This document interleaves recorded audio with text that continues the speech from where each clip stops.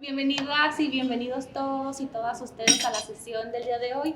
Como saben, es una sesión conjunta y nos sentimos muy honrados de poder tener aquí tanto la Comisión de Asuntos Indígenas como la Comisión de Igualdad y Género a tremenda expositora. En nombre de Luis Donadio, que no pudo estar con nosotros el día de hoy, nuestro coordinador de Asuntos Indígenas, y en nombre también de nuestra coordinadora de Igualdad y Género, que tuvo alguna complicación y no tardará en llegar, pero igual me permito darles la más cordial bienvenida. Como seguramente muchos de ustedes saben, el día de ayer, 9 de agosto, fue el Día Internacional de los Pueblos Indígenas, y en el marco de esa fecha es que programamos la sesión del día de hoy, particularmente porque nos interesaba reflexionar sobre el papel de las mujeres indígenas frente a sus propias comunidades, el reconocimiento de estas mujeres indígenas como luchadoras de sus derechos frente a sus comunidades, pero además de los derechos colectivos frente al resto de las colectividades. Y para nosotros es un honor que poder contar con la licenciada Nacheli Ramírez, presidenta de la Comisión de Derechos Humanos de la Ciudad de México, para platicarnos un poco sobre estas voces en resistencia. Me voy a permitir leerles poquito de su semblanza curricular para poder presentarla. Sé que no necesita de esto para el reconocimiento de sus antecedentes y de por qué estamos felices de tenerla aquí con nosotros. Sobre todo de los penales que ya están muy registrados. Pero bueno, fue promotora, o es promotora y defensora de derechos humanos con más de 40 años de trayectoria de trabajo en México. Como resultado de su experiencia, en noviembre de 2017 fue aprobada por la entonces Asamblea Legislativa del Distrito Federal como presidenta de la ahora Comisión de Derechos Humanos de la Ciudad de México, especialista en investigación educativa y ejercicio de la docencia por la Universidad Nacional Autónoma de México por la UNAM, diplomada en planeación por la misma Casa de Estudios, así como en Gobierno Local, Seguridad y Justicia por la Escuela de Estudios Superiores de Policía de Colombia en 2009. Formó parte del grupo de expertos en primera infancia de la Organización de Estados Americanos para la Educación, la Ciencia y la Cultura. Actualmente es presidenta regional para América Latina y el Caribe del Instituto Internacional del Ombudsman, vicepresidenta tercera de la Alianza Global del Ombudsman Local, coordinadora general de la Red sobre Niñez y Adolescencia de la Federación Iberoamericana del Ombudsman, vocal del Instituto Latinoamericano del Ombudsman e integrante de la Red de Líderes Convergencia para la Acción Fundación Horizonte Ciudadano, impulsada por Michelle Bachelet Yeria. Fue presidenta de la Federación Mexicana de Organismos Públicos de Derechos Humanos del 1 de diciembre de 2019 al 30 de noviembre de 2022. Ha participado en más de 50 investigaciones y estudios en diversas temáticas sociales sobre derechos de la niñez, desarrollo sustentable, pueblos indígenas, género y análisis de programas sociales, entre las que se encuentra la serie La Infancia Cuenta, publicada del 2005 al 2007, así como Prácticas Familiares y Participación Infantil a partir de la visión de niños y adultos, un estudio exploratorio en América Latina y el Caribe, publicado en Promundo en 2008. Pues les agradecemos muchísimo a ustedes por su presencia el día de hoy, a nuestro consejero, consejera, a nuestro expresidente, y sobre todo a la expositora. Desde ahorita, muchas gracias por la generosidad de su tiempo, por acompañarnos el día de hoy y por compartirnos sus conocimientos sobre este tema. Muchas gracias. Bueno, no serán muchos, pero bueno. Ok, bueno, primero darles las gracias, más bien al revés, por la invitación. Esta es la segunda vez que estoy en un desayuno. La vez pasada vine hace algunos años y tuve la oportunidad de compartir exactamente con género, ¿no? Venimos aquí, ¿te acuerdas? Entonces me da mucho gusto venir otra vez, sobre todo a desayunar. Pues siempre se agradece. Ok. Fíjense que lo primero que quiero hacer es como acotarles mi propia presencia, en la lógica de cómo se denominó la participación. Hoy por hoy, y eso forma parte, digamos, ya de la presentación, hay muchísimas mujeres indígenas, muchos más de las que había hace 50 años, ¿no? Que perfectamente pueden dar una conferencia y perfectamente pueden sentarse para hacer sentir su voz, ¿no? Y por lo tanto también hablar de su resistencia. Entonces, primero decir que yo no soy vocera ni me siento vocera de las mujeres indígenas, pero además tampoco podría legítimamente ser vocera ni de la voz ni de las resistencias de las mujeres indígenas, porque no soy una mujer indígena. Y en esa lógica, pues sí, de hecho voy a dejar algunas referencias, algunas propuestas al final de personas, de mujeres indígenas, algunas de ellas abogadas, las cuales estaría pues que muy bien que complementaran y que vinieran a, ahora sí, por legítimamente propia voz, ¿no?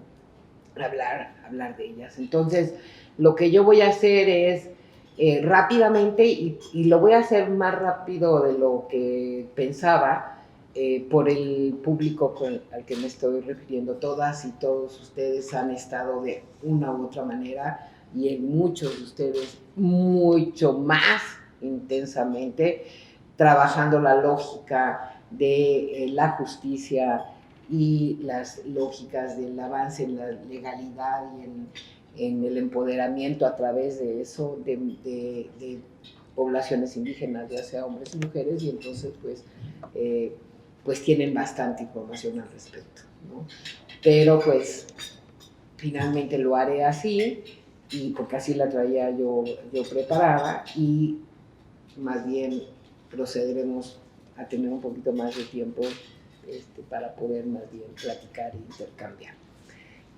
Por lo tanto, voy a referirme a, primero, todo lo que tiene que ver con la igualdad sustantiva de las mujeres indígenas, ¿no?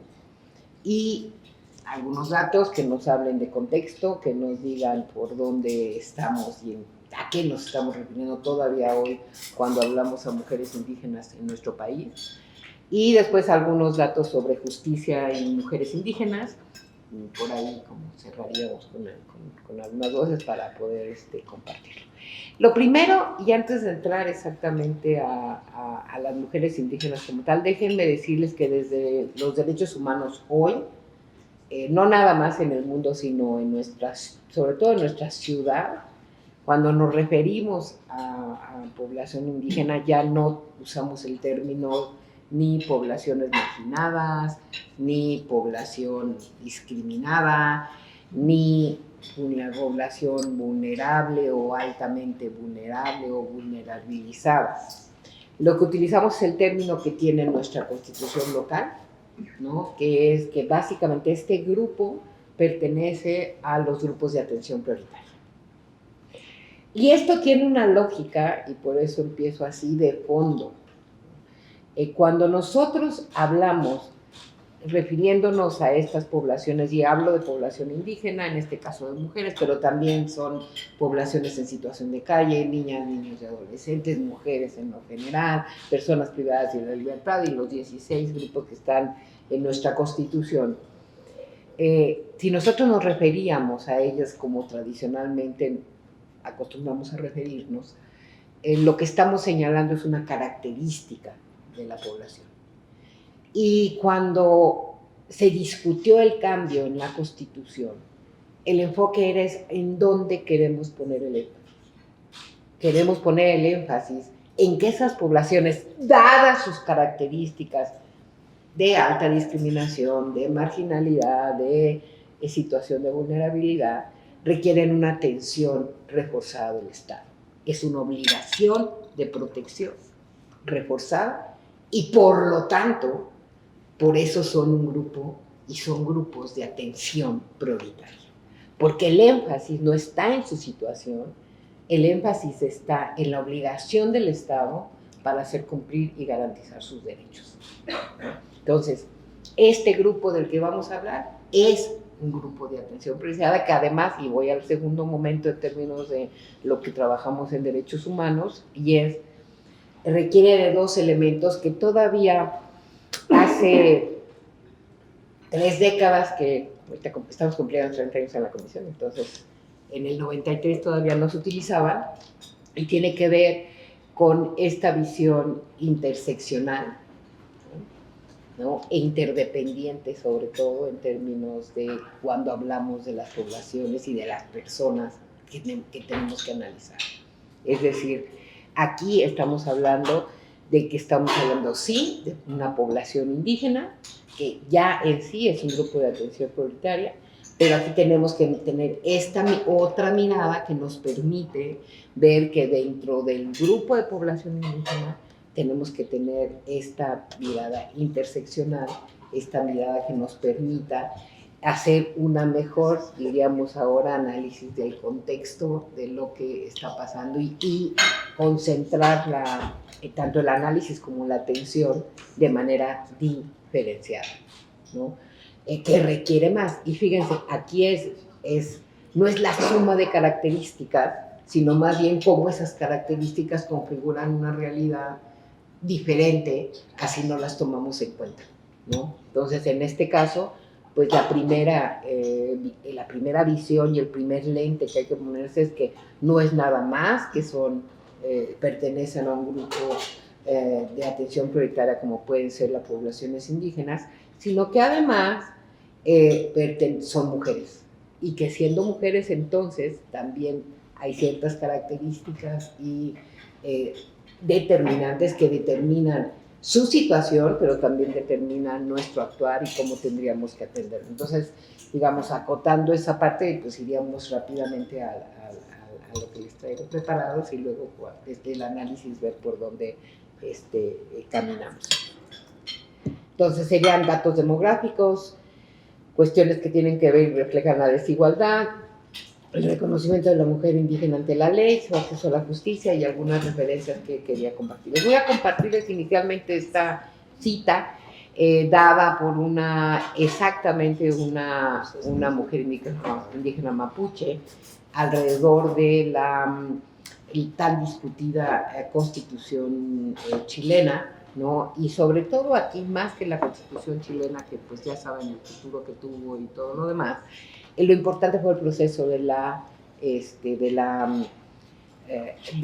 los espacios de discusión que incorporaron, en este caso, a la población mapuche en Chile, la más importante y representativa de las pocas que quedaron después del genocidio chileno en ese país. Aquí, vamos a verlo ahorita en los datos demográficos, es importante ver que ni siquiera en nuestra región estamos hablando de países en donde haya el peso de la población indígena sea el peso igual, ¿no? O sea, a nivel mundial se calcula que 5% de la población es población indígena, pero en nuestro país es el 15%. Y ahorita vamos a ver las diferencias además en términos de simplemente censales y demográficos a nivel de entidades federativas, ¿no? Y que además esta lectura puede devenir en errores, ¿no? Alguien me decía, pues bueno, y tú eres de la Ciudad de México, ¿sí? ¿Y qué tiene que ver? Pues el porcentaje de indígenas es menor, es del 8%, es menor que la media nacional. Y no se compara naturalmente con el porcentaje de población indígena registrada en Yucatán o en Oaxaca o en Chiapas, ¿no? Sí, nada más que aquí se concentra más del 80% de la diversidad lingüística de nuestro país. Es decir, aquí la población indígena, y eso que no vamos a hablar ahorita porque no es el tema, todo lo que es esta nueva construcción de pueblos originarios, sí, que un día de estos mejor así como que por favor, ¿no? Pues se habla de eso, hay una diversidad enorme de personas indígenas que viven en nuestra ciudad y que, dadas las dimensiones de la ciudad, las invisibilizamos bastante, o nada más pensamos que están en el Zócalo vendiendo artesanía, pero no es así. Hay un alto porcentaje, están básicamente regados en toda la ciudad. Y también otro tema que ahí lo dejamos de tarea para que lo traigan, que tiene que ver con qué es esto de ser indígena en una ciudad. Cómo se reconstituye básicamente las cuestiones de cosmovisión, en la lógica de algo que es bien claro cuando estamos hablando todavía de personas indígenas que viven en su territorio. Ustedes lo saben, y en lo litigante también, o sea, la parte de concepción y de cosmovisión de la tierra y el territorio de las poblaciones y de las comunidades indígenas es sumamente, digamos, integran su cosmovisión y su manera de ver la vida, ¿no? Y de ver la muerte y de ver absolutamente todo su entorno. O sea, hay una gran carga de la construcción cultural a partir de la Pachamama, de la tierra, de lo que está ahí, ¿no? Y de sus recursos, ¿no? Y ahí por eso es que es tan complejo, por ejemplo, materias como las que estábamos comentando con el presidente ahorita que estábamos desayunando, que yo ya estaba desayunando, ¿no? Y cómo se resignifica eso en una colonia en Iztapalapa, ¿no? Cómo se construye o se reconstruye esta conmovisión en una ciudad como esta. Pero bueno, esa es otra de las cosas que hay que poner como en la listita, ¿no? Porque sí es algo que va además a seguirse, digamos, paradójicamente, se va a seguir dando, ¿no? Y tenemos que abordar cuáles son los retos y qué pasa por ahí. Entonces, yo aprendí también de mis antepasados que la opresión no era a perpetuidad, que los pueblos se liberan, eso es cierto, eso lo ha demostrado la historia. Así que somos sujetos de nuestra historia, tenemos memoria y decisión, y creo que las mujeres estamos haciendo la historia acá. Yo confío en esa voz de las mujeres. Vengo de una familia de mujeres, de una mamá y una abuela que hicimos historia, empoderadas con toda la fuerza de la tierra. Y ese es mi llamado para todas las mujeres del mundo, que no estamos solas. Tenemos la fuerza de la tierra, los cerros, los ríos. Eso nos hace más sólidas. Tengo una camiseta que dice: te invito a leer y descolonizarte. Yo entiendo que toda la distancia que tenemos entre los pueblos se debe a un efecto del racismo y la colonización. Doctora Elisa, la mapuche.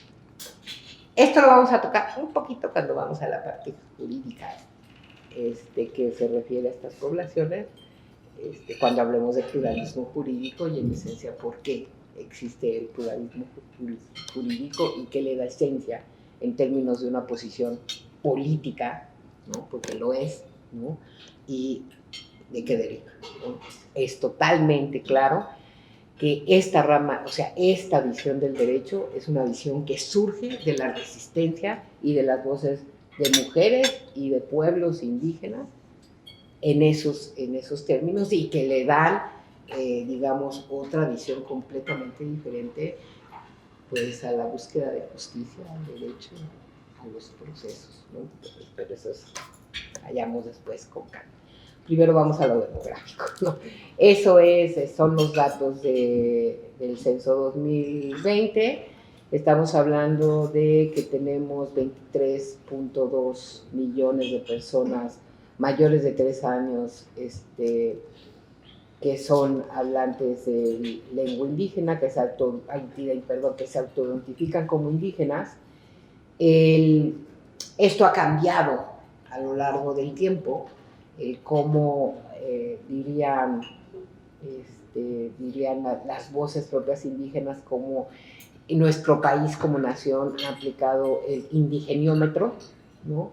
Para ver quiénes eran indígenas, ¿no? Dependiendo del color, dependiendo si hablabas o no una lengua indígena, dependiendo si o no tenía, de cómo te vestías, etcétera, etcétera.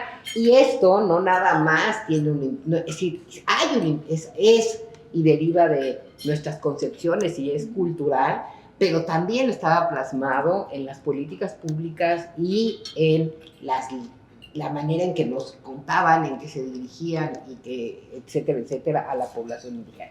Tenemos que reconocer que hay un colonialismo que no es el colonialismo de que cerramos los ojos y entonces pensamos en el siglo XVIII y luego en nuestro proceso de independencia en el siglo XIX y se acabó el colonialismo, ¿no? Malas noticias.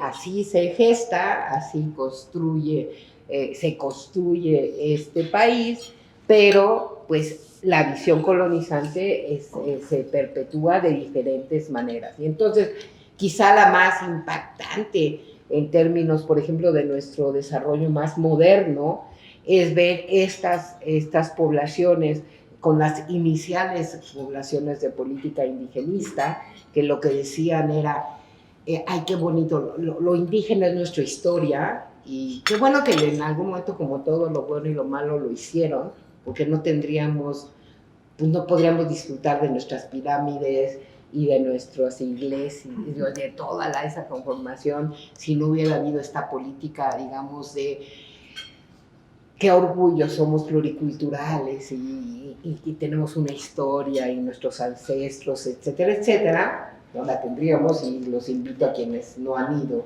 cuando recorran toda América Latina o cuando vayan hasta China o vayan a África y se den cuenta que nosotros, esta visión, que lo que intentaba ser una nación única, ¿no?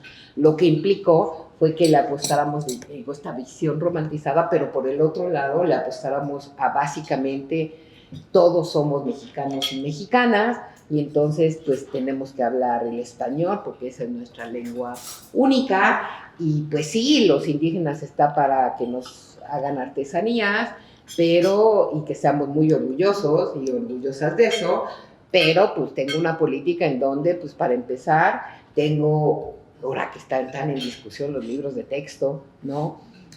Un libro de texto que tenía un programa de estudios que tenía una materia que se llamaba lengua nacional. Y la lengua nacional, pues era el español que todos aquí hablamos perfectamente, ¿no? Pero dejaba fuera, fíjense, en ese entonces, estamos hablando de esa materia, pues todavía existe hace poco, ¿no?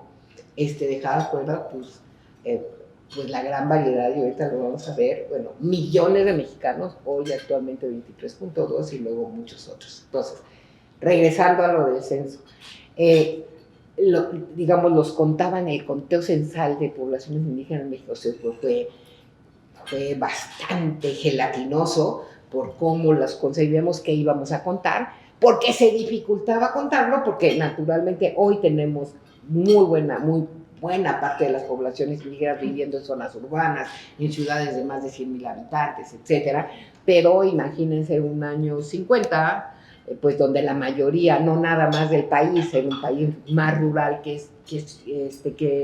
urbano, y que además dentro de lo rural no es lo mismo vivir en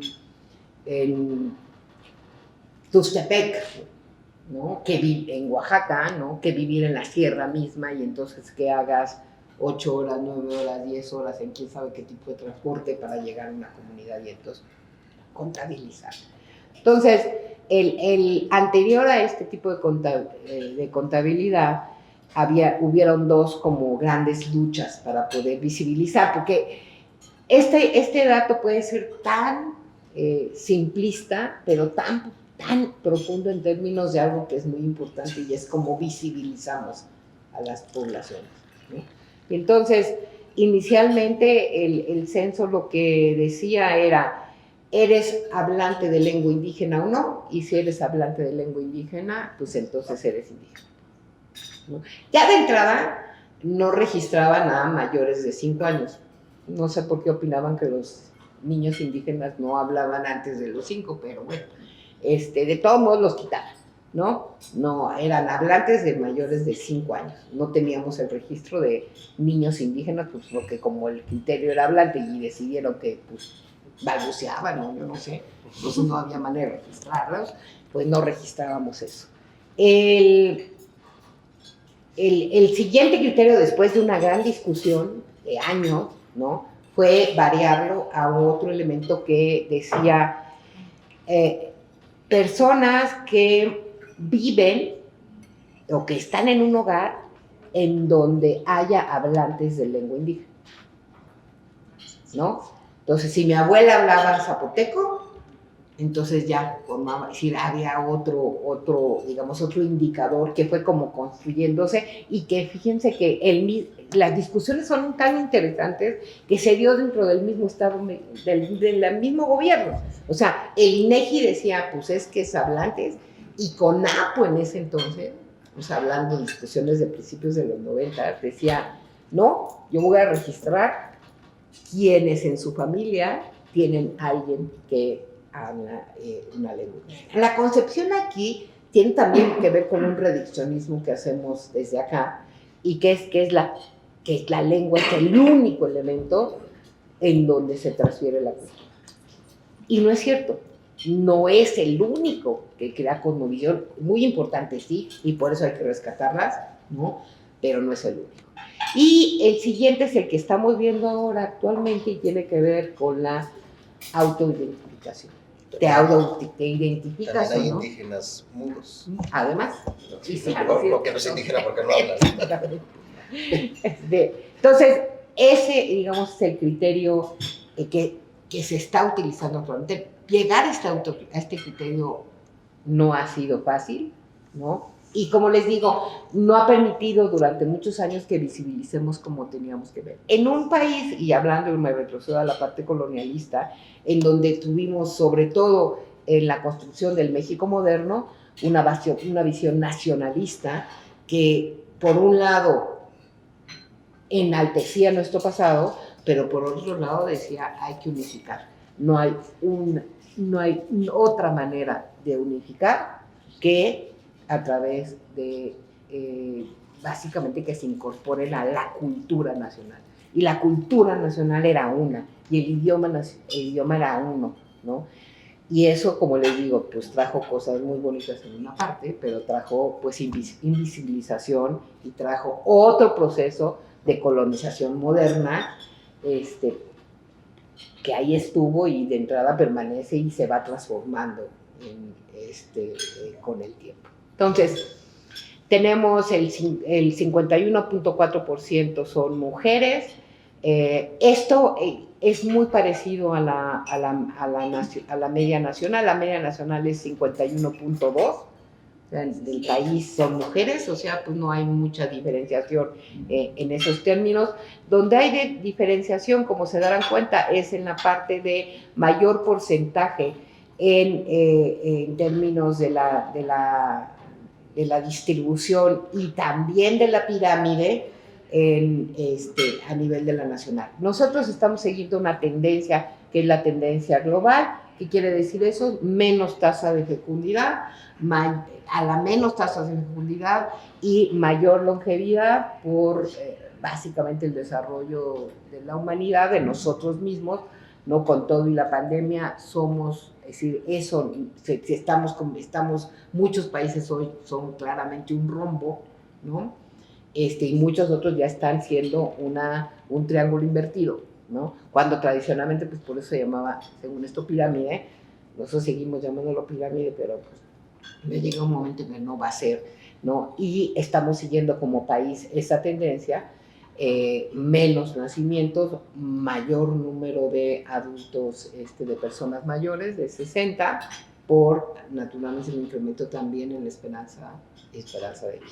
En las poblaciones indígenas sigue habiendo este proceso, digamos, de transformación de la pirámide, pero es muchísimo más lenta, ¿no?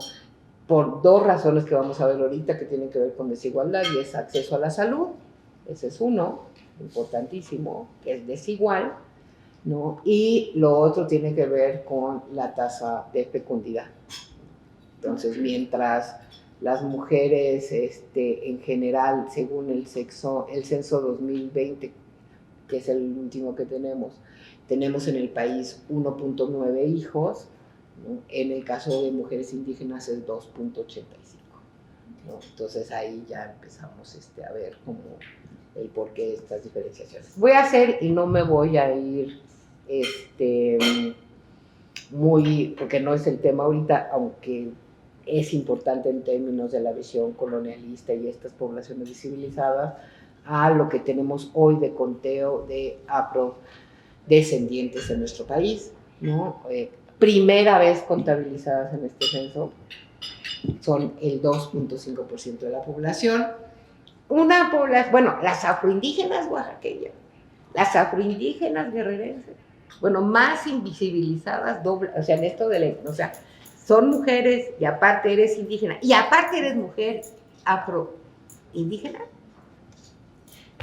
pues no estaban contabilizadas para nada en años. Entonces, poco para que veamos cómo estos procesos de invisibilización no nada más si tocaban las esferas altas de las políticas públicas y la visión de política pública, porque era deliberado.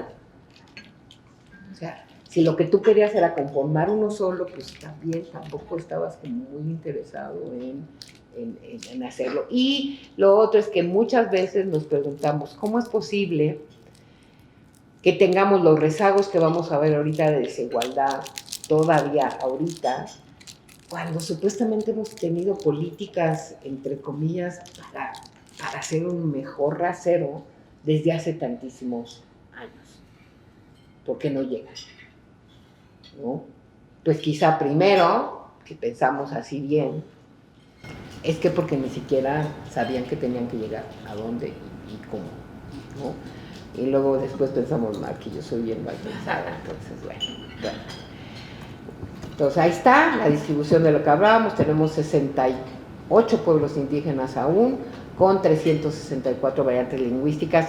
Somos uno de los primeros 5 países en el mundo donde reside la riqueza lingüística a nivel mundial. Estamos reconocidos como eso, nuestra riqueza lingüística es valorada mundialmente, ¿no? Hemos estado perdiendo lenguas, pero últimamente, exactamente cuando empiezan los cambios en las políticas públicas para poblaciones indígenas con más puntualidad, y esto se debe a una resistencia, eso anótenlo muy bien, a partir de los años 90 y sobre todo a raíz de la emergencia del Ejército Zapatista, 1994, ¿no? Hay, a partir exactamente de Voces y Resistencia, ¿no?, un cambio que digamos, muy impresionante en términos de las poblaciones indígenas y de la política pública hacia las poblaciones. Entonces, por ejemplo, ya se había venido trabajando el rescate lingüístico o la protección lingüística, pero muchísimo más a partir de esas épocas. Empezamos a ver generarse exactamente algo que es importante sostener, y es que no desaparezcan las poblaciones, que no desaparezcan las lenguas, porque a partir de eso pues se da vida y se da cuerpo a eso, ¿no? Entonces, de todos modos seguimos siendo un país súper rico en eso, en 68 pueblos indígenas que están referidos básicamente a lengua, nos están hablando de todo. Como ven, están distribuidos en todo el territorio nacional, y básicamente sí, habría que ver en qué partes hay más, en qué partes hay menos, en dónde se concentra. Siempre los promedios nacionales y estatales, pues hay que tomarlos con cuidado. Quien a mí me enseñó estadística decía, a ver, el promedio es lo que sale de que metas tu cabeza en el horno y tus pies en el refrigerador. Eso es el promedio. Y entonces por eso hay que tener muchísimo cuidado con los promedios, porque lo que estamos haciendo pues es que no nos reflejan del todo la realidad. Todos los datos requieren siempre estas miradas desarticuladas y cada vez más escritas. Entonces, bueno, tenemos entidades como Yucatán, Oaxaca, Chiapas y Guerrero, que ya las había mencionado, y en este otro caso el Estado de México, en donde, digamos, Querétaro, en donde hay porcentaje de población indígena muchísimo mayor. Tenemos desigualdades en términos de educación, y en términos de educación, en cuanto a el promedio de educación y el nivel de analfabetismo con hablantes de lengua indígena y no hablantes de lengua indígena, como lo ven, la brecha es grandísima. Cuando hablamos de analfabetismo mayores de 15, Si nosotros decimos, en términos de promedios, somos un país donde se dice, y estamos en los países donde tenemos abatido el analfabetismo. Llegar al 90, sin más del 90% de alfabetizado, a nivel de promedios mundiales, es que no es agenda para nosotros. Pero por eso, pues los promedios no sirven, ¿no? Y aquí lo vemos aquí y está sumamente reflejado, y sigue reflejado además, en particular en la población de hablantes de lengua indígena, una brecha importantísima entre mujeres y hombres indígenas. Estamos hablando de más de 10 puntos porcentuales, que es un friego, ¿no? Mientras que cuando estamos hablando de no hablantes de lengua indígenas, a pesar de que hay una diferencia, pues estamos hablando de una diferencia de menos de un punto porcentual, 9 puntos porcentuales, y entonces, punto 9, ¿no? La verdad es que es mucho menor, drásticamente, la desigualdad. Aquí empezamos a ver como características que van y nos van reflejando que la situación de las mujeres indígenas es verdaderamente, en términos de desigualdad, muy impresionante. Lo tenemos y se repite en la escolaridad de la población. Tenemos igual la desigualdad en términos entre mujeres y hombres. El promedio a nivel nacional es de 10, pero si lo dividimos es de 9.7 grados en población no hablante de lengua indígena y 6.2 en población hablante de lengua indígena. ¿Qué quiere decir esto? Mientras que en general el promedio es que terminas tercero de secundaria, cuando si eres integrante de una población o eres perteneciente a una población indígena, pues apenas si acabaste la primaria como promedio, ¿no? Y ya, si nos vamos a la división entre hombres y mujeres, pues ahí está también que, pues básicamente estaremos hablando que las mujeres, igual que en la parte de analfabetismo, pues tienen mayor, digamos, menos acceso a la educación. Población económicamente activa. La desigualdad igual se presenta en hombres y mujeres en lo general, ¿no? Estamos hablando de que hay una mayor participación de los hombres, ¿no? Y ahora, pero si lo vemos en población, en población indígena, si se dan cuenta, y tenemos igual 7 puntos porcentuales de diferencia casi entre si eres una mujer indígena y eres una mujer no indígena, para estar participando en esto, ¿no? Desigualdades entre mujeres indígenas y hombres indígenas entre la intersección, y ahí vamos básicamente en términos de dónde viven y dónde habitan, y pues vamos viendo que estas desigualdades son mayores igual en términos de situación de pobreza en las mujeres hablantes, la población hablante del 75.8% versus el 39.9% si eres no hablante de lengua indígena. O sea, la brecha de desigualdad es enorme, ¿no? Y esta, digamos, se incrementa más paradójicamente en los espacios rurales. Ahí vamos atendiendo y un poco explicándonos por qué esta migración forzada que todavía persiste y por qué va a seguir en este proceso, y por eso les decía yo que está pendiente el que nos pongamos a analizar qué es esto de ser indígena en las ciudades, porque pues en la medida en que no están teniendo cómo sobrevivir y los niveles de pobreza persisten ahí, pues van a seguir migrando a las ciudades básicamente forzadamente por cuestiones de ingreso. Residen en vivienda sin escritura el 63% de las mujeres indígenas, que son, digamos, las más pobres en términos rurales, ¿no? Tenemos idealmente y usualmente lo que pasaba es que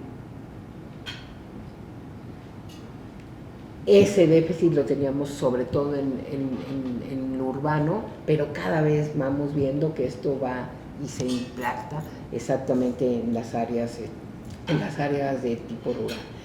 Es más o menos lo mismo que estábamos planteando, ¿no? Indígenas más rurales son más pobres, ¿no? Y ahí están los porcentajes previstos. Es decir, estamos teniendo sí estamos promoviendo y perpetuando igual la pobreza, básicamente en el México rural, y no nos sorprenda o no pensemos o no estemos pensando que por qué está pasando, que sigamos teniendo incorporación todavía de poblaciones de manera continua en las grandes ciudades en este hecho también, ¿no? No tuvieron atención profesional durante su embarazo. El 30% de las mujeres indígenas rurales, la brecha en cuanto a las más ricas es 1.3, en cuanto a las que vivimos en ciudades grandes 1.8. Es decir,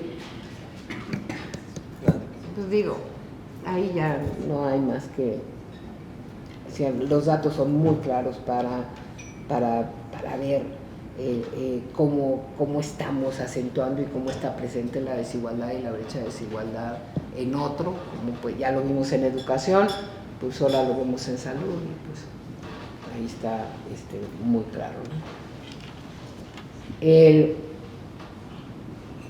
Métodos anticonceptivos, igual, tenemos un 85% de acceso tanto en las más ricas como en las más ricas de las grandes ciudades y en las grandes ciudades en especial. Es decir, hay una cobertura, se accede a ellos, mientras que otra vez ese porcentaje disminuye, el 68% si estás en las comunidades rurales y eres indígena. La otra es la afiliación, que de por sí, pues ya ahorita habría que discutir qué es afiliación de servicios de salud en este país, ¿no? Los últimos datos, y para ver un poco, no vamos a abordar eso, pero porque no es el tema, pero si ustedes se revisan los datos de la encuesta de ingreso-gasto dados a conocer hace 2 semanas, se van a dar cuenta de algo que es muy importante. Uno, si bien es cierto, se ha disminuido el número de pobres, eso es un hecho. Uno de los elementos fundamentales de los que nos salvan la encuesta de ingreso-gasto tiene que ver con el salario mínimo, ese es otro hecho. Es decir, sí los programas sociales, pero no tanto los programas sociales como algo que es impactante, y es cómo el incremento del salario mínimo ha permitido la mejora de las familias. El salario mínimo no había tenido de manera porque tuvo que ser agresiva, un incremento que más o menos empezara como a equilibrar desde antes de los años 90. O sea, eso fue, teníamos 30 años que no aumentábamos el salario mínimo para hacerlo un poquito, ya déjense, un poquito que fuera salario mínimo, pues canasta básica, ¿no?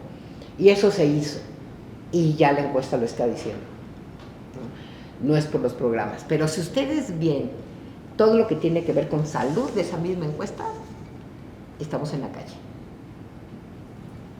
En la calle, en servicios de salud, el retroceso ha sido enorme.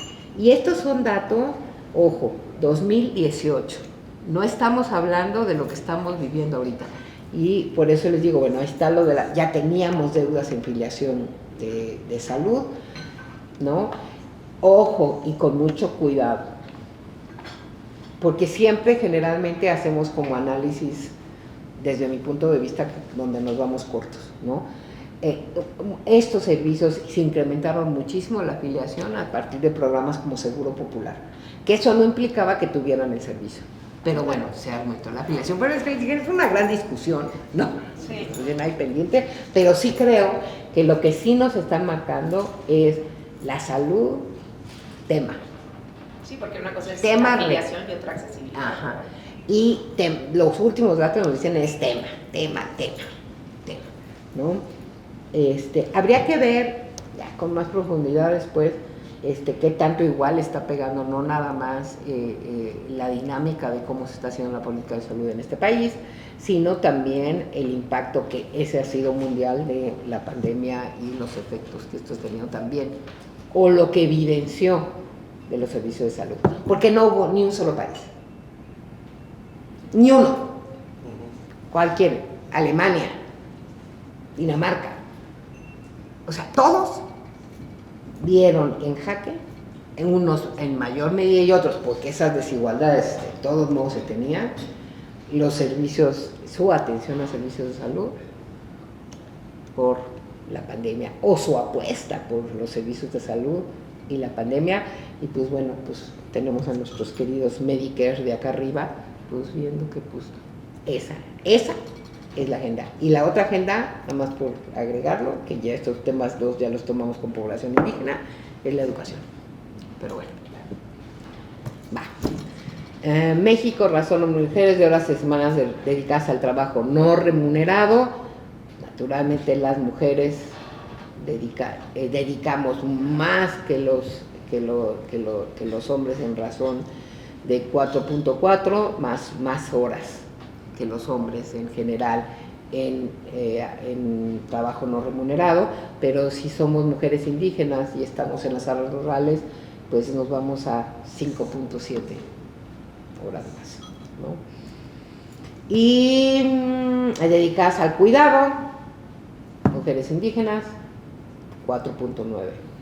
A ver, y esto es tema para todo el mundo, y en cuidado también, y más en cuidado, cuando imagínense que la lógica del cuidado de las mujeres indígenas es intrínsecamente cultural fuertísima.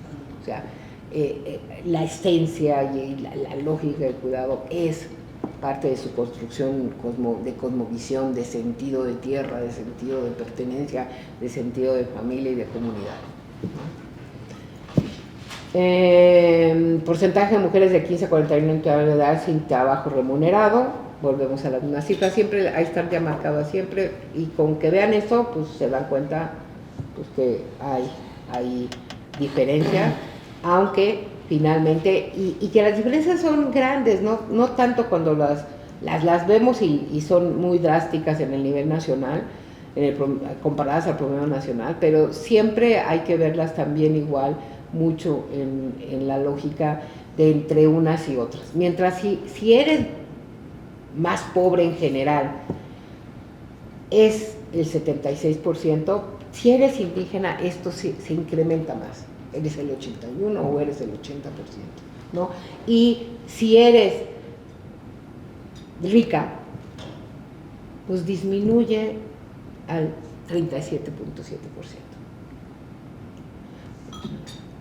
Ojo, todos estos datos, nada más que no vamos a hablar de eso porque eso es en el otro, en la otra sesión, ¿no? En mujeres tiene que ver con, no nos salvamos, o sea, nos va menos peor, solamente nos va menos peor, ¿no? Y esta ni la entiendo. No, vienen todas las distribuciones, y es básicamente como cada una de las líneas te está marcando las desviaciones de si los tienes cubiertos o no, dependiendo de cómo vas avanzando en la línea, y concentrado cada línea nos va diciendo si tenemos el porcentaje del 10 al 10 hasta el 90%, las líneas grandes son las que, la morada tiene que ver con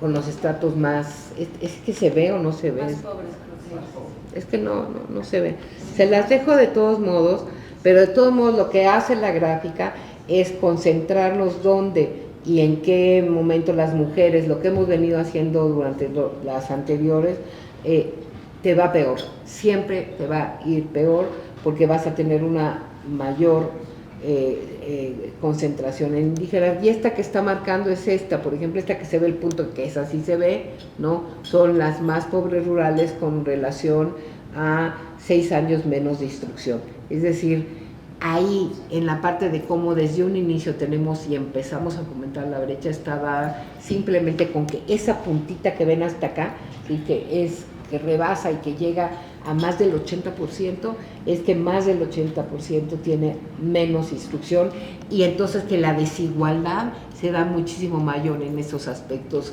que están relacionados con la parte educativa. La otra es trabajo remunerado, ¿no?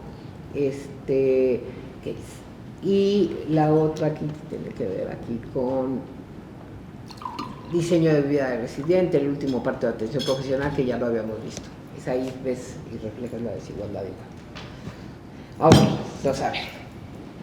Ya en esta parte, digamos, lo vamos a dejar así porque ya está muy cargado ya de información para otra vez recordarnos básicamente que tenemos todavía muchísimo rezago, que estamos, cuando hablamos de población indígena, hablamos de procesos profundos de desigualdad, pero que cuando hablamos de mujeres, poblaciones indígenas, esta desigualdad se va a ver más recrudecida cuando ustedes trabajan, cuando ustedes se acercan a mujeres, o las mujeres de las poblaciones indígenas se acercan a ustedes. Estamos hablando de que se están acercando verdaderamente personas que son producto de la desigualdad y que viven la desigualdad, y cuya vida, paradójicamente, es bien difícil que rompa los elementos y los planteamientos de desigualdad. O sea, los pendientes en relación a esto son enormes, y pues bueno, eso es, digamos, lo primero que tienen que tomar en cuenta exactamente cuando están con estas poblaciones. Ahora, reconocimiento ante la ley. Es decir, siendo la constitución política moderna, estamos hablando de la constitución del 17,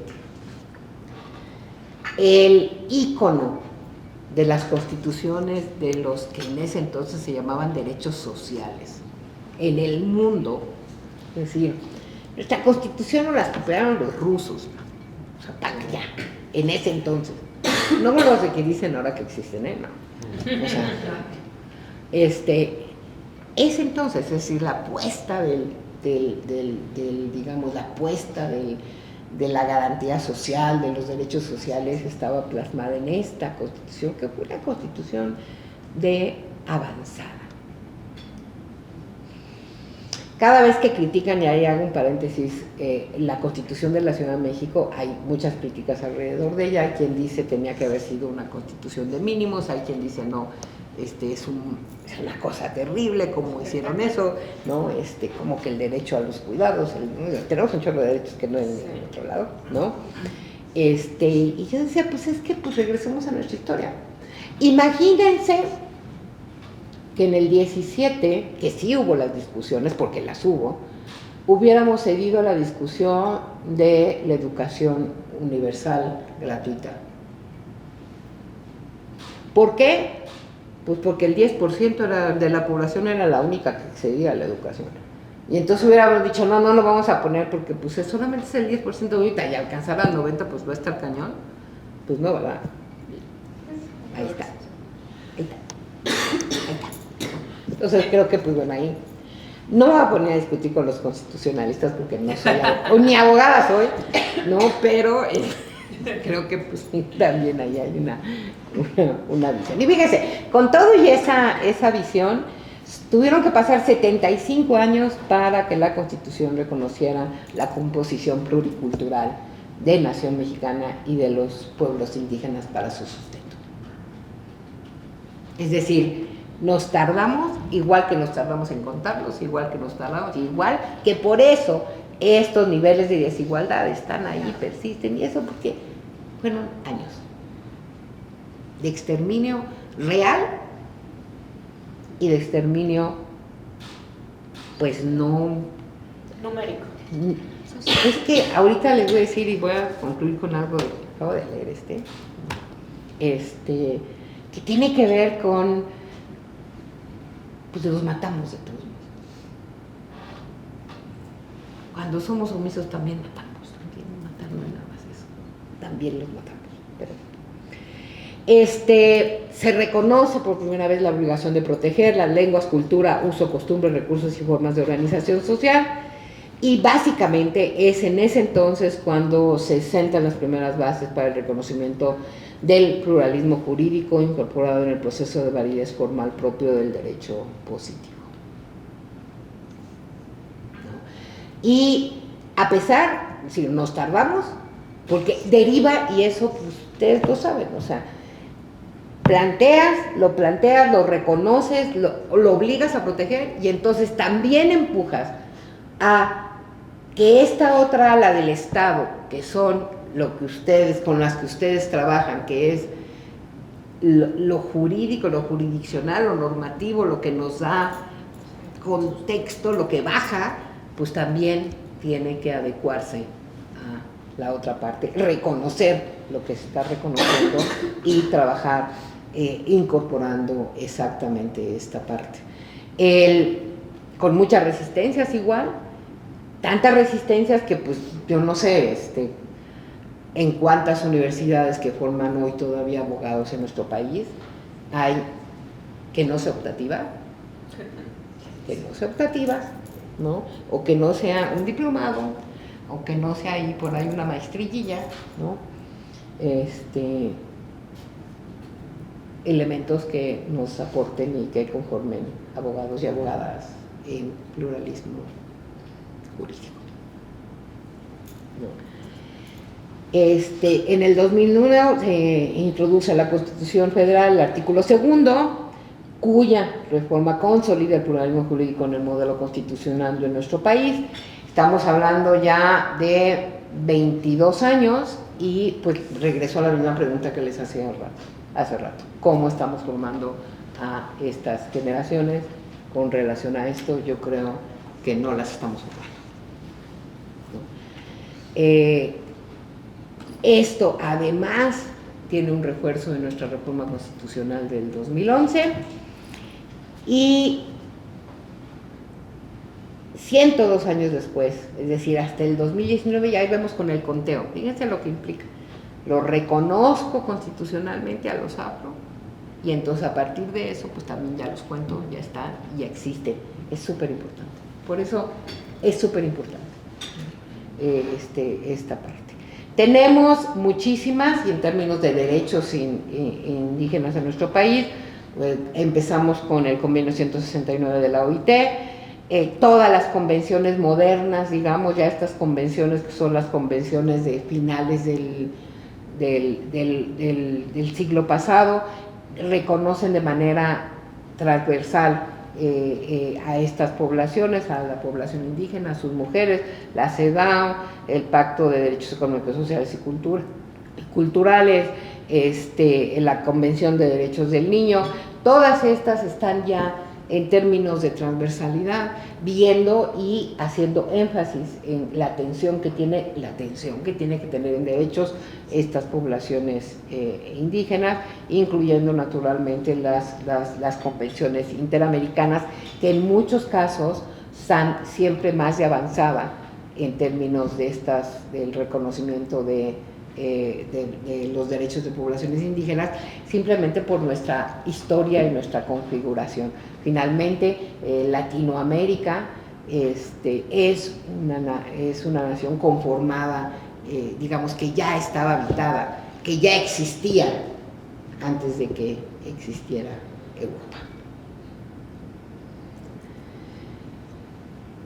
Si el reconocimiento del derecho indígena constitucional y legislativo interpretativo ha sido progresivo a partir de 1992, vuelvo a repetir lo que les decía yo, pues vemos que a pesar de eso, pues todavía 31 años después, pues seguimos con muchísimos pendientes.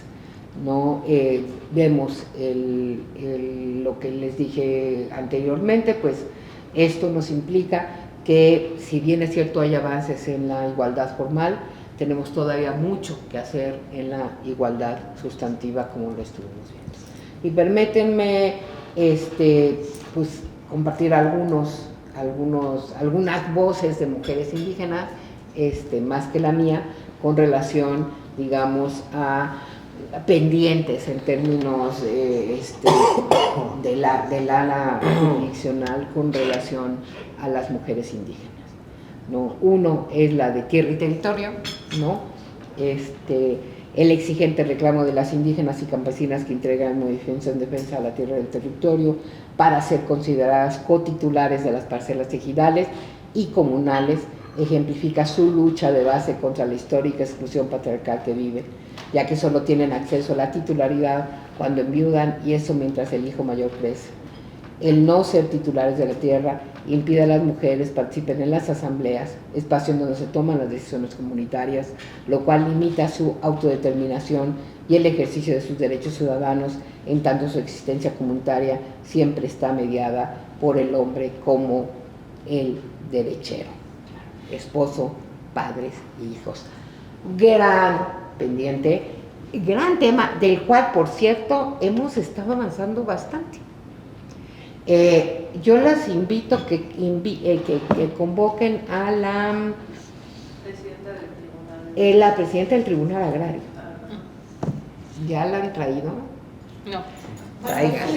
Sí, en la Comisión de Derecho Agrario ha venido, pero no, pero podemos invitarla, tenemos muy buena relación con ella. Yo creo que si viene con el contexto de estas dos comisiones de género y súper interesante, lo que, o sea, de entrada, pues el que les planteo, pues, lo que ustedes muchos ya saben, que es esta, a ver, acuérdense que paralelamente al reconocimiento indígena vino la modificación en los mismos años, más importante en términos del territorio nacional, que fue la agraria, ¿no? La transformación del ejido, ícono de la conformación de nación de ese entonces, es paradigmática, ¿no?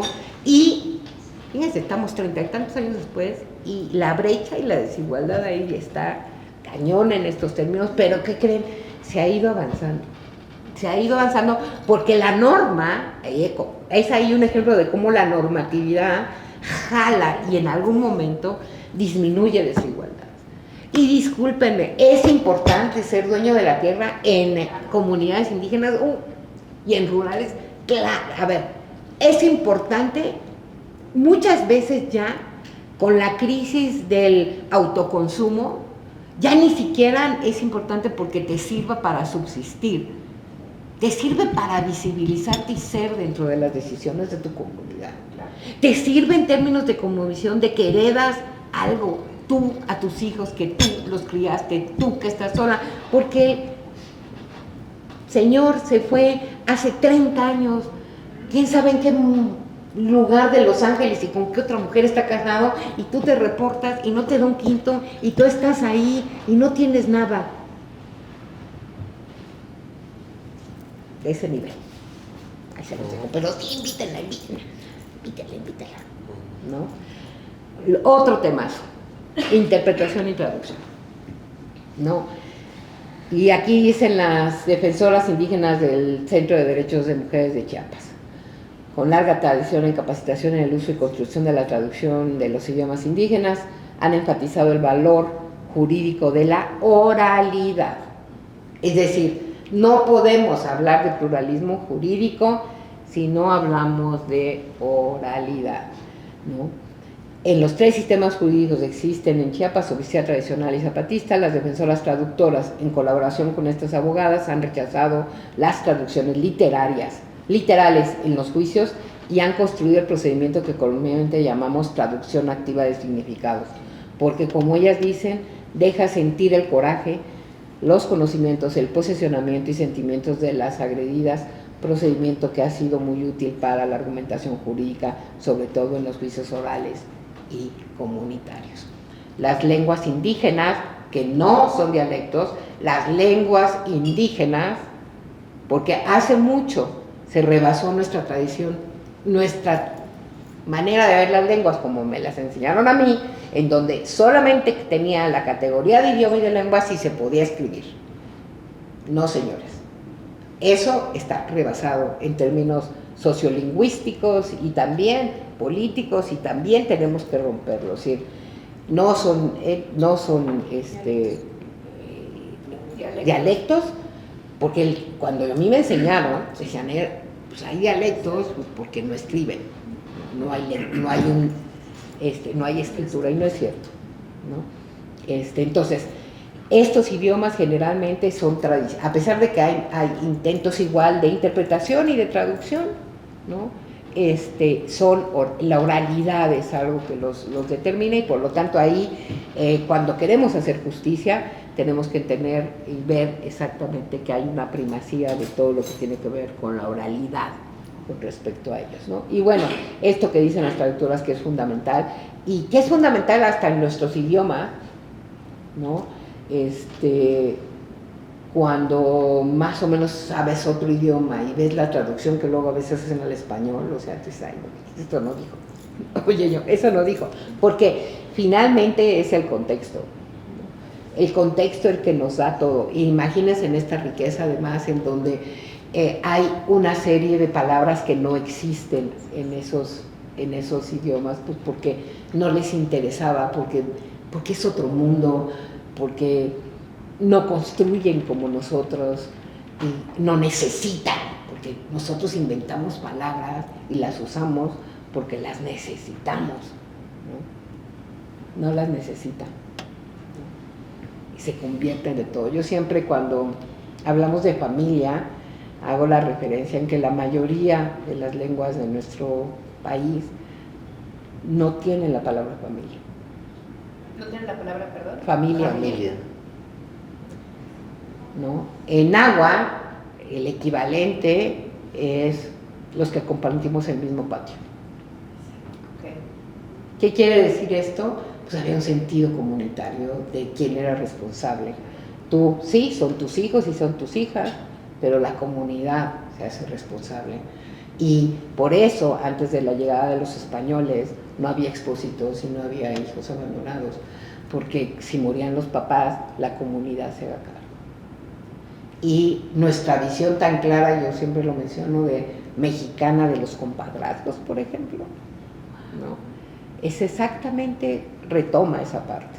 Familia es la familia extensa, y es la familia de elección, y es la familia, y entonces en esa lógica, la traducción literal de nosotros, como cuando hablamos de familia, inmediatamente decimos mamá, papá, y ahora perritos, yo tengo mi perrita también, ¿no?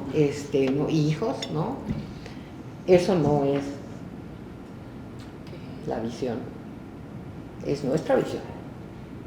Y como mía, me la respetan, pero lo mío no tengo por qué tajarlo con los otros. Y como les digo, bueno fuera que nada más fuera una discusión cultural. Nos lo echamos, tomando cafecito, cabeza en mano, lo que sea, ¿no? Estas visiones se van adentro de nuestro trabajo, se van adentro de las decisiones que tomamos, se van adentro de los juicios que formamos, ¿no? Y entonces también se van adentro de cómo hacemos defensa de los derechos de las mujeres indígenas y de los indígenas en general, ¿no? Defensa participativa, ¿qué quiere decir? Hay que también impulsar la toma de conciencia de las autoridades para que vean reflexiones y cambios en la parte normativa, en la resolución de problemas de diferente manera, en la manera que vemos el machismo aquí es quizá la otra manera diferente a la que ven el machismo. Hay un gran movimiento dentro de los movimientos feministas en términos de cómo no hay un feminismo, y que finalmente también nosotras estamos siendo y fuimos mucho tiempo dominadas por lo que se denomina usualmente el feminismo blanco,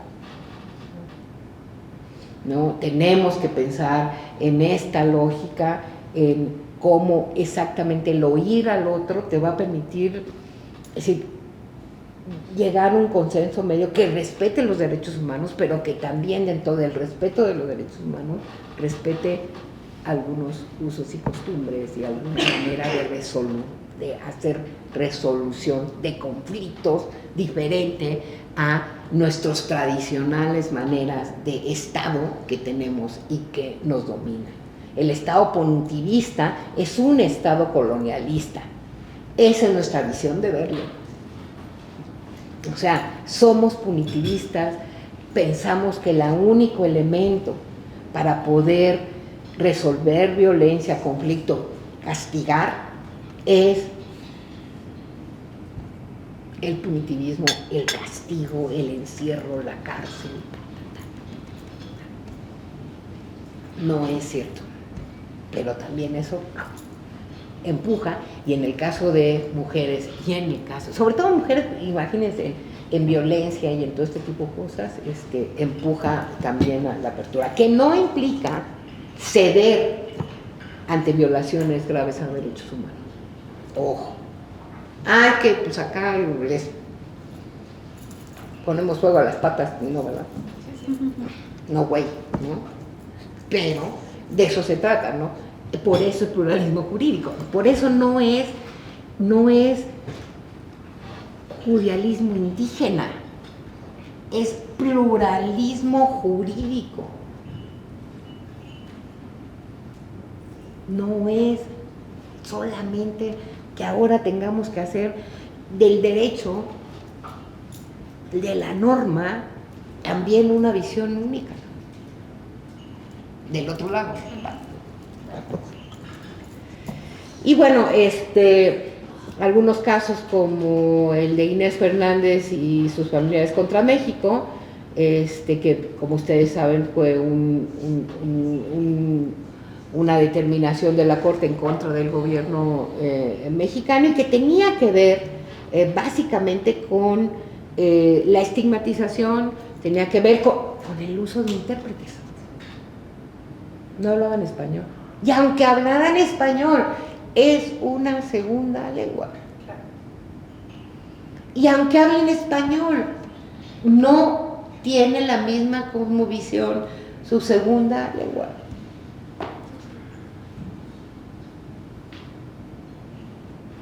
Ustedes traten de enseñarle a cualquiera que quiera aprender español, que no sea segunda lengua, y que quiera aprender el español, no hay un español, que quiera aprender el chilango, ¿no?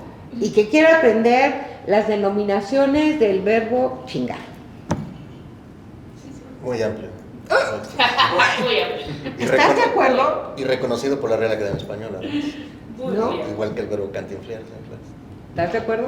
Sí. Entonces, pues es lo mismo, por ejemplo, claro, más que complejizarlo más, ¿no? Finalmente, pues, cierro con compartirles una voz que es una voz privilegiada y que hay que leer, que las invito a que la conozcan, que la inviten. Es una lingüista, para mí la más importante en México, que es Yasnaya, que es una lingüista mije. Las instituciones comunitarias de los pueblos indígenas necesitan resistir los embates del Estado, pero también deben arrebatarle sus funciones. Eso pasa primero por desarticular las ideas y las prácticas nacionalistas que pretenden hacernos creer que no debemos cuestionar el rol del Estado en la creación de condiciones en las que vivimos actualmente los pueblos indígenas. Tal vez así, desarticulando el imaginario que hace el Estado mexicano una nación única, indivisible, podemos construir finalmente un nosotros sin México. Tal vez así podamos ser mijes, rarámuris o purépechas y ya no indígenas, naciones en el mundo sin Estado, todas. Y aquí les dejo, ya se los van, sí se los pueden compartir, ¿no? Sí. Okay. Aquí están algunos referentes de enlaces de mujeres en resistencia, de voces, de organizaciones donde pueden ver desde casos de encontrarse, y les dejo la presentación, ¿no? De muchas abogadas, como les digo, que yo creo que sería bien pertinente que en algún momento pues las invitaran y estuvieran aquí. Ahí están los datos y pues creo que ya.